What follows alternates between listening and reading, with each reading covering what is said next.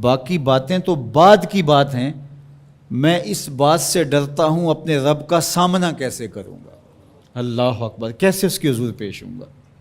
یہ چیز میرے بدن میں آگ لگا دیتی ہے۔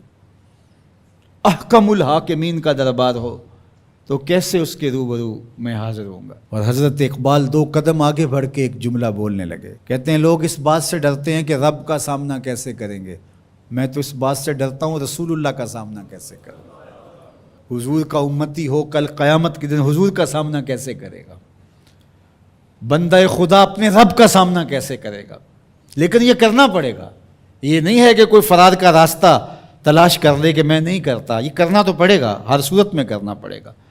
بلکہ ایک حدیث پاک میں آتا ہے قیامت کے دن جب لوگ اس کے روبرو پیش ہوں گے تو اللہ بندے کو اپنے حضور سے ہٹنے نہیں دے گا جب تک 4 سوال اس سے پوچھ نہیں لیتا۔ ان عمرہ فیما افنا ہو، اس سے پوچھا جائے گا عمر کہاں گزاری۔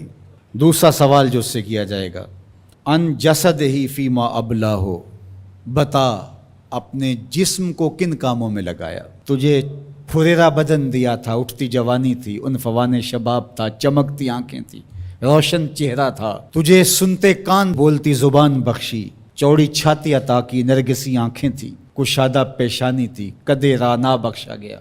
جب تو چلتا تھا تو تیری رفتار سے غزال خطابی شرمندہ ہوتے تھے، تیرے لہجے کا بانک پن، تیری زندگی کا جمال، تیری چڑھتی جوانی، تجھے دی گئی طاقتیں، صلاحیتیں، بتا تو نے اپنے جسم کو کس راہ میں لگایا، اللہ کے حکموں کی تعمیل میں۔ تیرا جسم کمان کی طرح رکوع کی صورت میں جھکا، کیا تو اس کی حضور سجدے میں گیا، تو چل کے مسجد کی راہوں کا مسافر بنا یا نہیں بنا۔ جسم کے بارے میں پوچھا جائے گا فیما ابلا ہو وعن علم ہی ماذا عامل فی، اور پوچھا جائے گا تجھے جو علم دیا گیا تھا بتا عمل کہاں تک کیا۔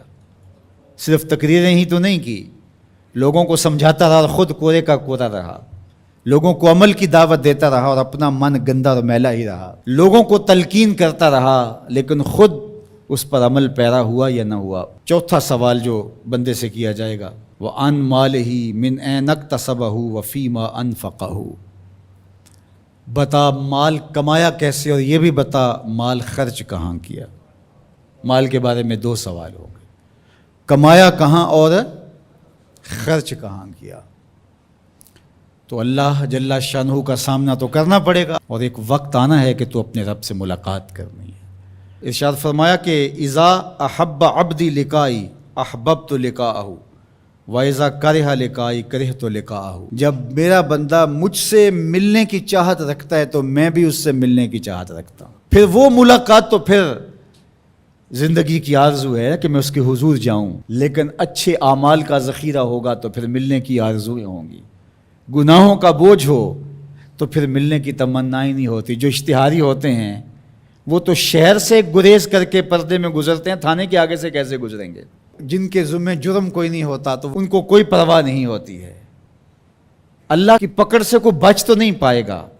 لیکن جنہوں نے اللہ کی رضا کے لیے زندگی بسر کی ہوگی، اللہ جل شانہ سے ملاقات کا شوق انہیں کشاں کشاں اس کی دہلیز پہ لے جائے گا۔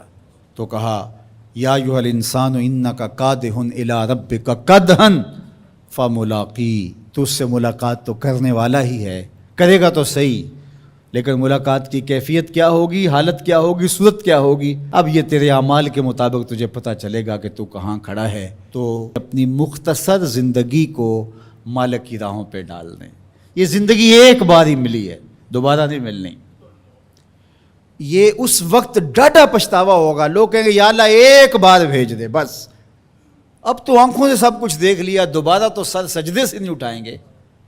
کہا تجھے بھیجا تھا، پیغمبر بھی بھیجے تھے، کتابیں بھی اتاری تھی، روز مرتے ہوئے لوگ تیرے سامنے تھے، اٹھتے ہوئے جنازے تیرے سامنے تھے، پھیلے ہوئے قبرستان، ڈوبتا ہوا سورج، یہ عارضی دنیا کے کتنے نقشے تمہیں دکھائے لیکن تو پھر بھی نہ مانا۔ اب دوسرا موقع نہیں ہے۔ یقول یا لیتنی قدمت لحیات